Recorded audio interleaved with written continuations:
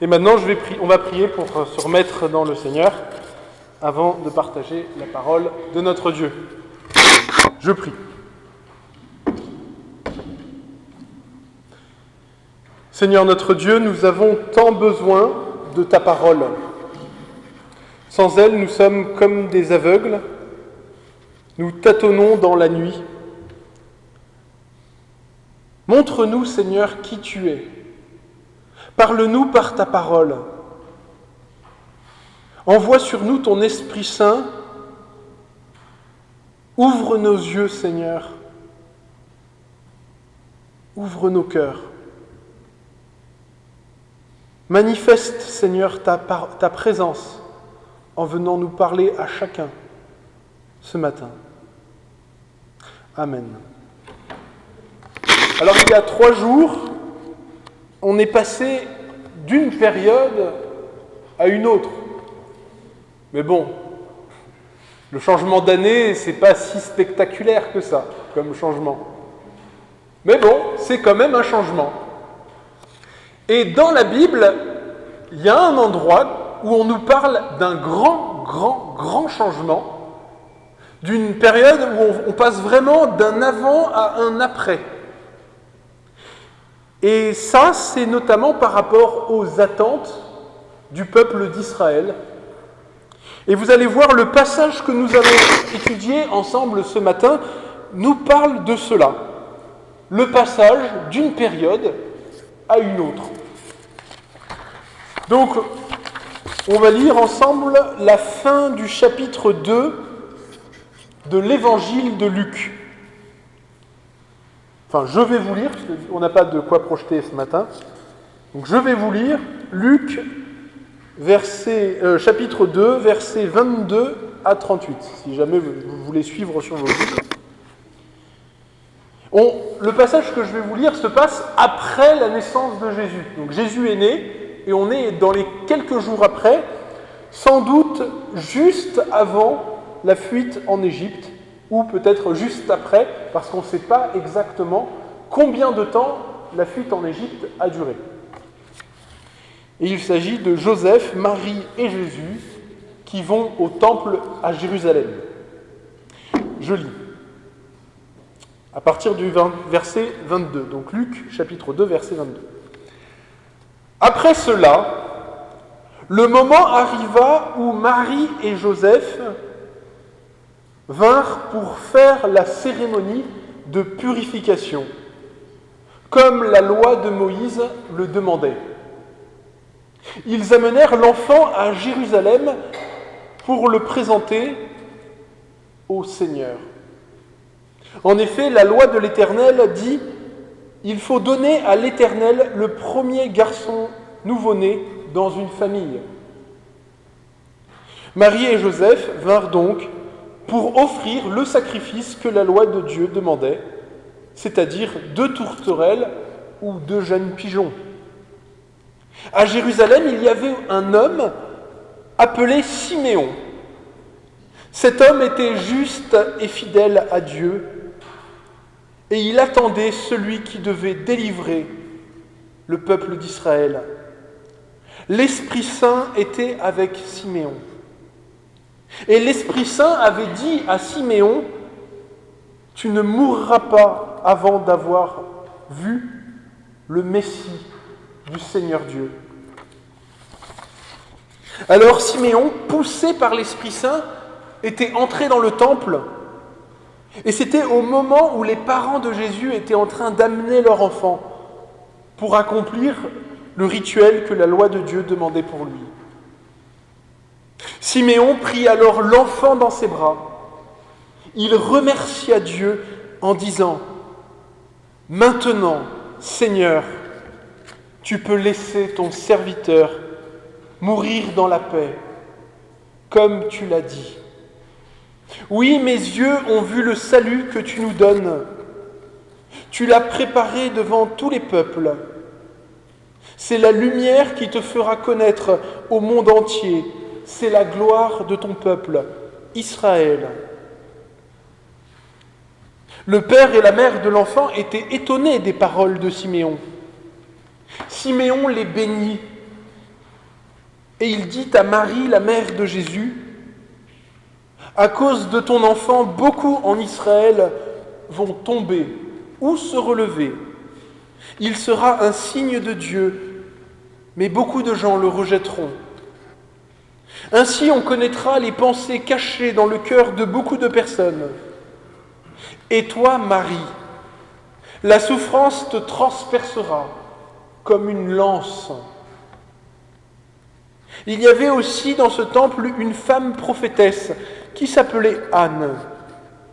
C'était la fille de Phanuel, un homme de la tribu d'Acher. Elle était très vieille. Elle avait vécu avec son mari seulement 7 ans, puis était devenue veuve. Et elle avait 84 ans à l'époque. Anne ne quittait pas le temple et elle servait Dieu nuit et jour, en jeûnant et en priant. Elle était là en même temps lorsque Siméon s'est mis à glorifier Dieu. Alors elle aussi s'est mise à parler de l'enfant à tous ceux qui attendaient la libération de Jérusalem. Voilà, jusqu'à là la lecture de la parole de Dieu. Alors qu'est-ce que ce texte raconte ? Marie et Joseph vont au temple de Jérusalem et ils vont offrir un sacrifice prévu pour la loi. C'est assez étonnant. Et ce qui est intéressant aussi, c'est que Dieu avait ordonné qu'à chaque naissance dans une famille du premier garçon nouveau-né, il fallait offrir au temple de Jérusalem un sacrifice animal. Un jeune agneau pour les familles riches, et puis pour les familles pour qui ça représentait une trop forte dépense, pouvait offrir simplement 2 tourterelles en échange. Et donc la famille de Jésus, en bon observateur de la loi donnée par Dieu, sont venus au temple pour accomplir ce rituel. Et alors on peut se demander, mais pourquoi Dieu avait demandé une telle chose ? Est-ce que Dieu prend plaisir au sacrifice d'animaux ? Et alors c'est intéressant parce que la Bible elle-même nous répond non. C'est-à-dire que Dieu, en fait, n'a pas d'intérêt particulier au sacrifice d'animaux. Dieu dit ailleurs dans la parole, ne pensez pas que j'ai besoin des sacrifices. Voilà. Mais Dieu avait ordonné cela pour faire comprendre à son peuple quelque chose d'absolument incroyable. Voyez-vous, ce rituel avait à voir avec le fait que, selon la promesse que Dieu avait donnée à son peuple, les Hébreux, le Messie devait être un garçon. Et il serait un fils premier-né. Ainsi, il était question même d'une vierge qui aurait un fils. Cela rappelle le fait que le peuple de Dieu attendait la venue du Messie, du libérateur, de celui qui viendrait réconcilier Dieu et les hommes et qui viendrait faire connaître le vrai Dieu qui s'était révélé à Abraham et à ses descendants, faire connaître au peuple du monde entier. C'était l'espérance du peuple hébreu. Et Dieu avait ordonné à son peuple d'accomplir ce rituel qui nous semble un peu bizarre pour leur faire comprendre la promesse et leur faire comprendre des choses qu'ils ne connaissaient pas encore à l'époque, pour pointer du doigt la venue de Jésus. Ce qui est intéressant, c'est que nous aussi, nous avons des rituels, mais plus les mêmes. Dieu avait demandé la circoncision et les sacrifices qui pointaient du doigt la venue de Jésus. Et nous avons le baptême et la Sainte Seine qui nous rappellent que Jésus est venu. Et dans ce passage, Luc nous dit qu'à Jérusalem, il y avait un homme nommé Siméon. Un homme juste et fidèle qui attendait la venue du Messie, qui espérait que Dieu vienne réconcilier l'homme et lui-même. Et Siméon faisait partie des Lévites, une catégorie spécifique de la population, du peuple, qui devait jouer un rôle dans la célébration du culte au temple de Jérusalem. Et Siméon avait reçu cette promesse incroyable de la part de Dieu. Dieu lui avait dit, par l'Esprit Saint, « Tu ne mourras pas avant d'avoir vu le Christ, le Messie du Seigneur Dieu. » Waouh! Et voilà que Dieu qui gouverne toutes choses, qui a toutes choses dans ses mains, fait qu'un beau jour, Siméon se lève, se dit, tiens, si j'allais au temple ce matin, il y va, et en y allant, il voit un enfant, et là, il y a quelque chose au fond de lui qui lui dit, cet enfant, c'est lui. Peut-être même que le Saint-Esprit lui a parlé à l'oreille. En tout cas, il a reconnu, par l'Esprit de Dieu, il a reconnu cet enfant comme étant le Christ. Celui qui devait venir, celui qui avait été annoncé à Adam et à Ève, à Abraham, à Moïse, à David. Et voilà que Siméon est là, devant ce petit enfant. L'accomplissement de toutes ces prophéties que le peuple entier avait attendues pendant tous ces siècles. Et là, Siméon dit, « Tu laisses, Seigneur, ton serviteur s'en aller en paix, selon ta parole. Car mes yeux ont vu ton salut, salut que tu as préparé devant tous les peuples, lumière pour éclairer les nations. Et gloire d'Israël, ton peuple. » Voyez-vous, si Dieu avait placé Israël, la nation d'Israël, au carrefour entre l'Afrique, l'Europe et l'Asie, si Dieu avait fait une sorte de piste d'atterrissage et avait donné des lois bien spécifiques à ce peuple, c'est parce que le projet de Dieu n'était pas d'être le Dieu que d'un seul petit peuple, mais d'être le Dieu de tous les êtres humains, de se faire connaître à toutes les nations de la terre. Et Jésus avait dit, ce message sera connu jusqu'aux extrémités de la terre, puis viendra la fin. Un jour, le Seigneur reviendra également, lorsque même sans doute les plus petites tribus, les plus petites familles isolées auront un jour entendu le message de la bonne nouvelle, et nos yeux le verront. Nous verrons Jésus. Comme Siméon a vu Jésus. Mais Siméon a vu Jésus enfant. Nous reverrons Jésus dans sa gloire. Vous imaginez le temps qu'il a fallu pour que ces promesses s'accomplissent ?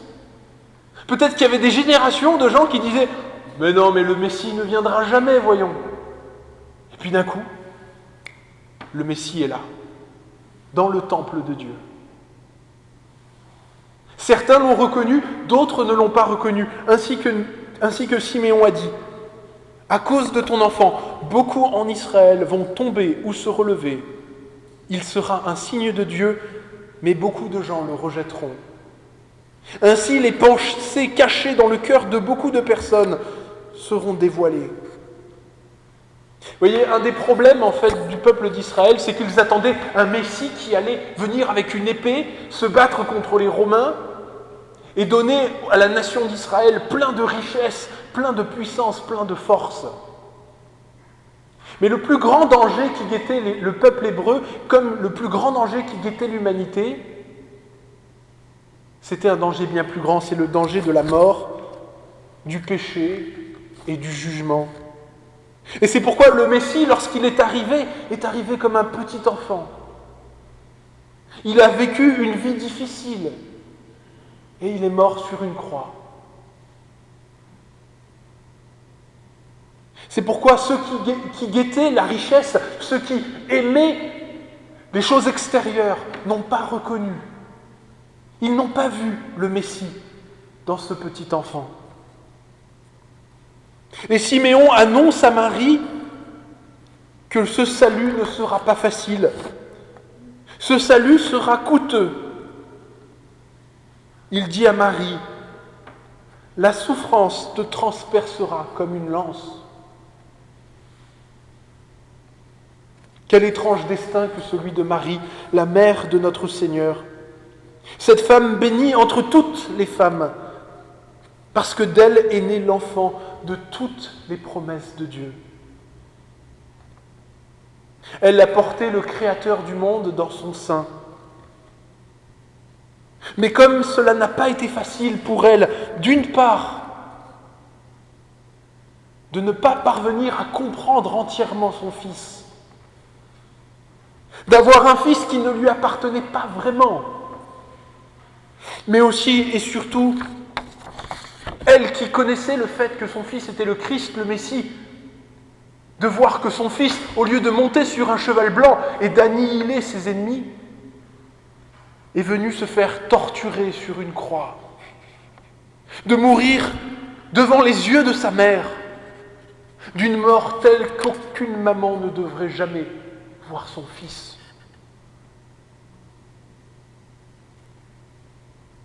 Mais ce privilège, dans ce passage, qui a été donné à Siméon de reconnaître et de voir de ses yeux son Sauveur, a été aussi donné à Anne, cette prophétesse fidèle qui jeûnait et priait dans l'attente de l'accomplissement des promesses de Dieu. Et Luc précise que ce n'est pas tant Siméon qui annonce aux autres que cette brave Anne. Cette Anne annonce la venue du Christ à d'autres comme elle, à d'autres Israélites qui aiment Dieu et qui attendent la venue du Messie. Ce n'est pas sans nous rappeler le rôle si important de tant de femmes, notamment lors de la résurrection, qui seront les premières à croire et à dire que le Christ est ressuscité, à jouer ce rôle si important de témoin.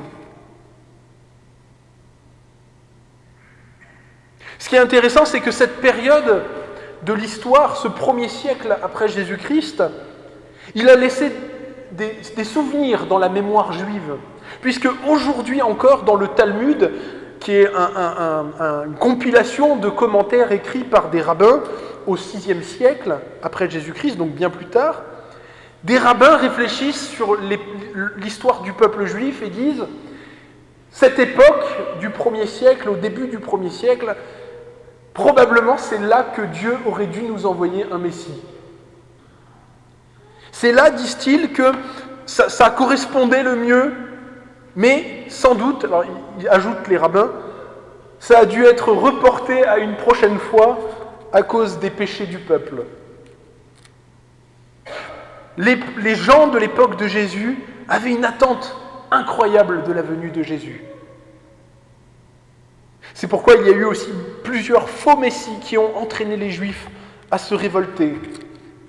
Eux, ces faux messies, sont venus avec l'épée et avec l'argent, mais ils ont été écrasés par les Romains. Alors qu'est-ce que cela veut nous dire ? Ce passage vient nous parler du fait que dans l'histoire du monde, il y a deux grands moments, deux grandes périodes. Il y a la période où on attendait la première venue de Jésus, et nous, on est dans la deuxième période. On regarde en arrière sur ce que Jésus a fait, et on attend sa venue prochaine pour la fin des temps. Et ce qui est très beau dans ce texte, c'est qu'on nous dit que Anne et Siméon étaient justes devant Dieu. On nous dit souvent dans l'Ancien Testament que des gens étaient justes. Et en effet, ils étaient justes, non d'eux-mêmes, non par leurs bonnes œuvres, mais ils étaient justes de la même manière que nous, parce qu'ils avaient confiance dans le Dieu vivant, et qu'ils savaient qu'il y aurait un jour un Dieu qui les délivrerait du péché, et qui viendrait les réconcilier par la venue du Messie.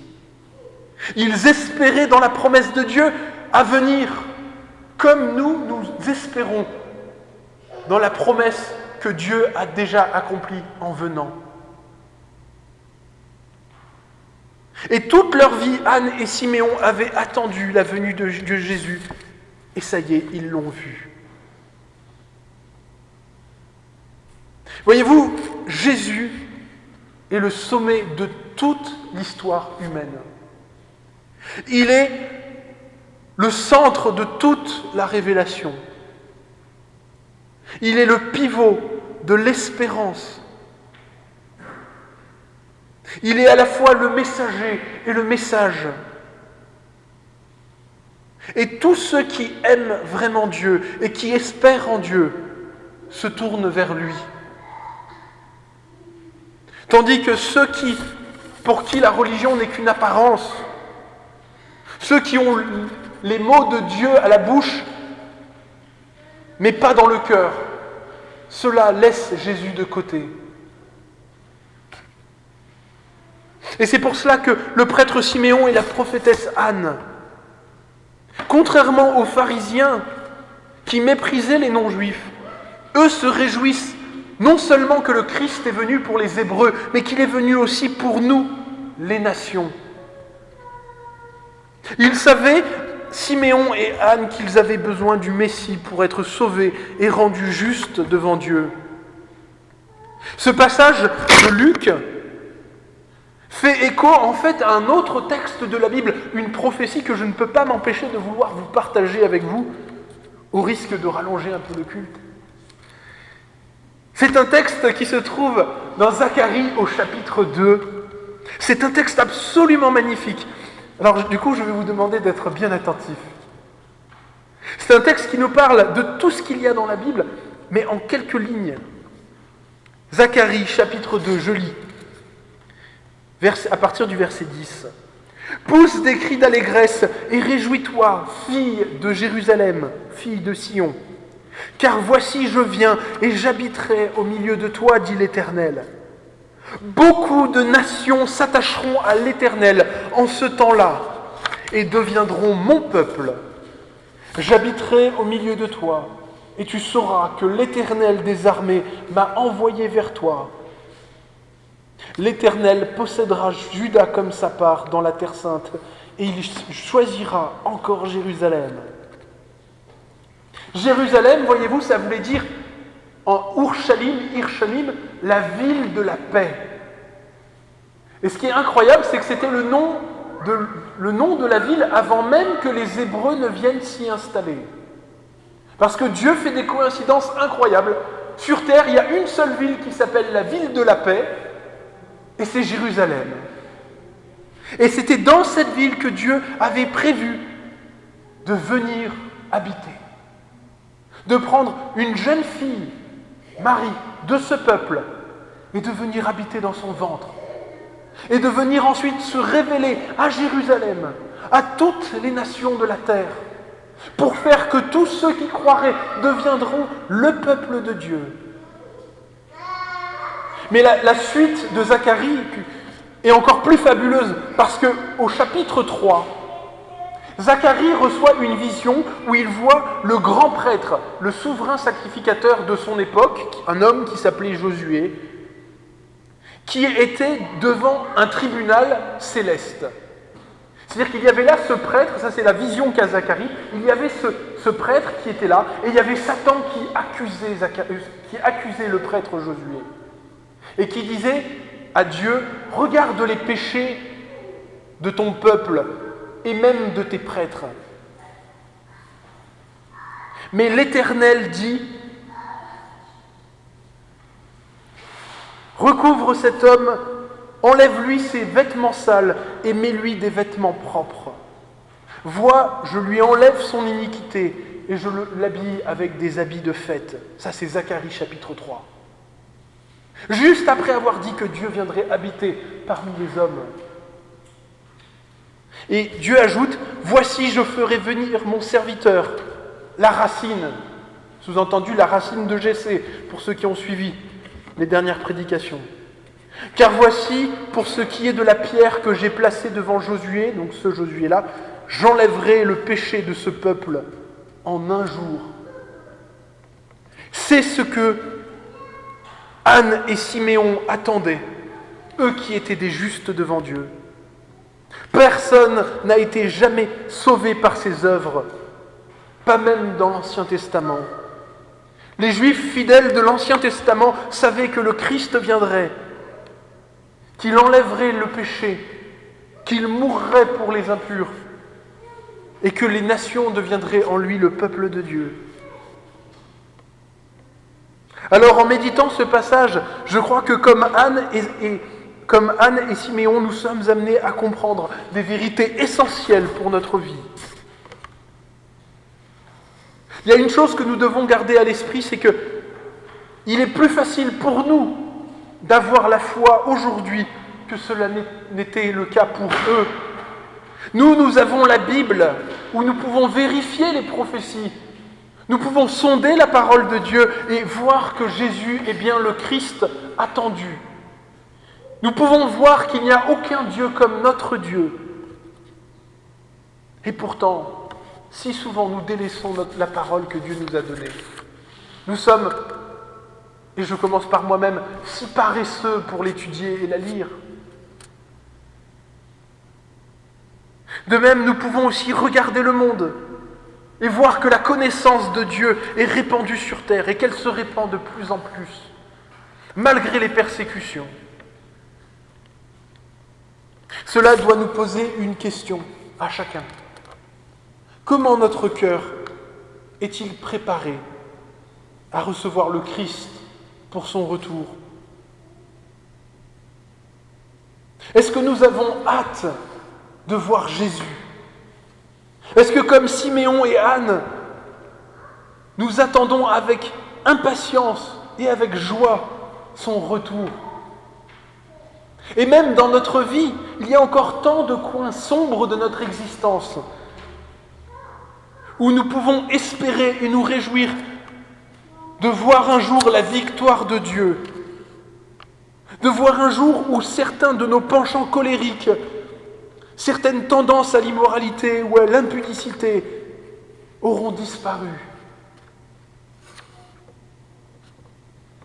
Alors pour conclure, je crois que ce texte nous révèle que Jésus est le point focal de toute l'histoire de l'humanité. Et si il est le centre de l'histoire, il doit être aussi le centre de notre vie. Comme Siméon, le point le plus important de notre vie, c'est d'avoir rencontré le Christ avant la fin de notre pèlerinage terrestre. Enfin, nous pouvons nous souvenir qu'un jour nous verrons Jésus. Nous le verrons dans sa gloire, nous le connaîtrons comme il nous a connus. Il nous appellera par notre nom. Alors,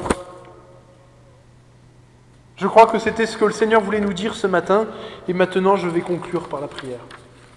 Prions.